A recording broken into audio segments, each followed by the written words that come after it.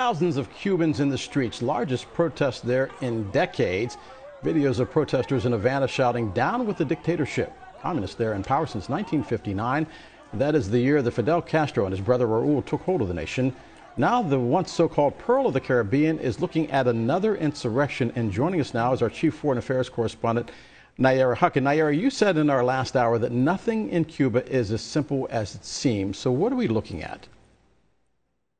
We are looking at something unprecedented. It's not just rare. It does not happen in Cuba that people protest in the streets, wave the American flag, and that police give way to them. Usually police, their brutality is very common as the communist government tries to maintain its order and structure. So what we're seeing here is the natural progression coming out of the Black Lives Matter movement of people taking to social media, engaging, protesting and demanding more from their government. And what's interesting about what's happening in Cuba right now is that Fidel Castro, when he came into power in 1959, talked about eliminating racial segregation and did so when it came to schools and providing health care to everybody.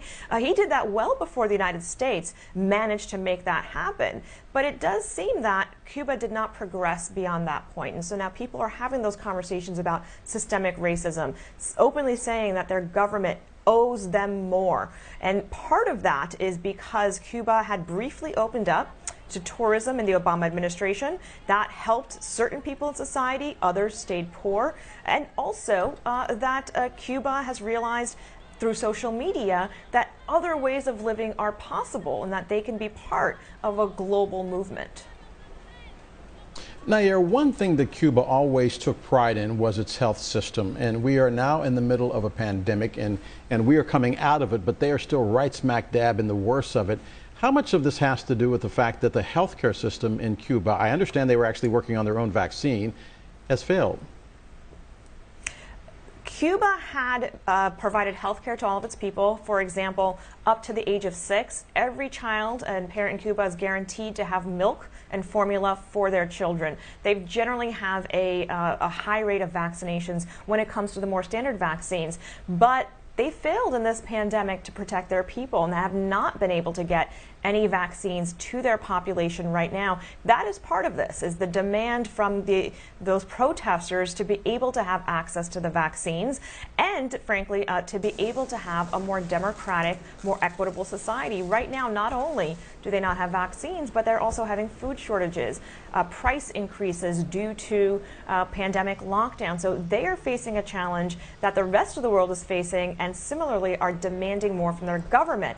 Part of this also, Del, is that Cubans and the U.S. relationship has been very deep, meaning after the leftist socialist movement took over, there were many Cuban refugees who were welcomed to the shores of the United States. Many of them have continued that anti-socialism rhetoric in domestic politics here in the United States, largely as Republicans. Heavy community in Florida, very influential there. They have not, unfortunately, been in favor of opening up relationships between the United States and Cuba. They have also been a community that has been welcomed in ways that darker-skinned communities in Haiti that are also suffering for a variety of reasons do not get the same immigration access or political access that Cuban Americans have in the United States. So one thread to watch here is how U.S. government responds, knowing that Cuban Americans have been very active in the Republican Party. Nayara, got about 30 seconds left, but there are going to be people saying, let's see, Cuba today, it was Haiti last week.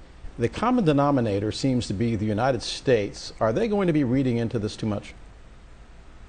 The United States has very strong relationships with the islands in the Caribbean and the countries there. Now, strong relationship doesn't mean that that relationship has always benefited the little person on the ground. So lots of opinions. We're waiting to see how Biden responds beyond saying that he believes the Cuban people should have the right to protest. But this has not been something that the United States has had to confront in a long time, which is actual protest and potential revolution inside Cuba.